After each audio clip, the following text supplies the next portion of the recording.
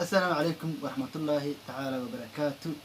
وأنا إنسان داود يا ليش يا مر البعض بلاد في تشوكتان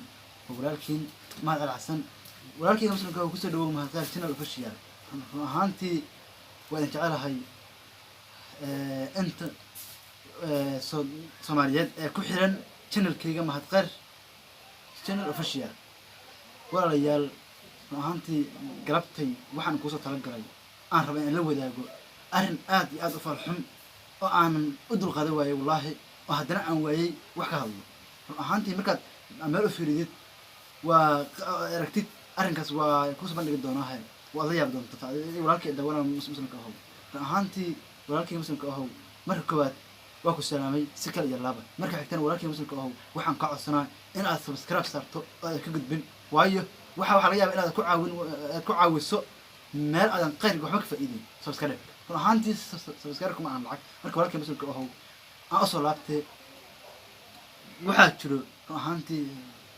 abraha bulshada aad iyo aad isu qabsaday waxaad arkay kitaabka quraanka kariimka oo ahaantii aysan jirin wax la meel dhiga adduunkan ka jiro oo joogo kitaabka quraanka kariimka waxaad arkay soo dhiciyay inay qabo ama gaala ad arkay ahaantii iyo lacag barfeeri walaalkii muslimka ah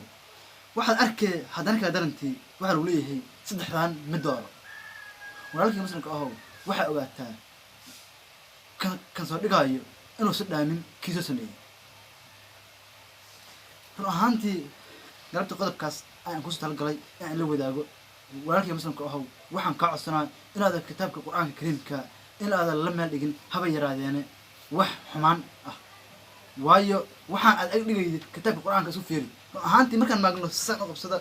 xadiis xataa nabi wax ku sugnaaday ma xifdisani hadee nabi maxamed wax ka sugnaaday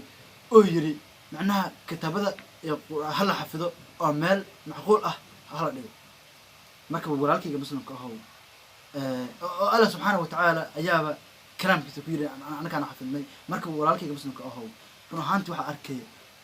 kitaabka quraanka kariimka iyo naqawan asriyaal barfiri subhanallah waxa arkay dal uu leeyahay ku soo adeeganayaan ilayhim midoro haan doorta walaalkii muslimka ah waa quraanka kariimka dhama oo Allah subhanahu wa ta'ala oo noo sheegay wax qayba iyo wax qayb ahaan علشان waxa qarsoon oo sida jannada naarta kale Allah subhanahu wa ta'ala laga badiyay marka walaalkii muslimka ah ahaantii waxaan jecelahay in aan arrinkaas ka digtoono mid kale haddana waxa arkay hadan aan soo gudagalo waxa arkay culamadeena Soomaaliyeed meel walba dunida ka joogto Allah na barakeeyo waxa arkay sida hadda waxa arkay Sheekh Abu Bakar la soo dhigay naag qawan wallahi برا بالشدة اللي عضي مت كافي عن كعض بدن بالفيري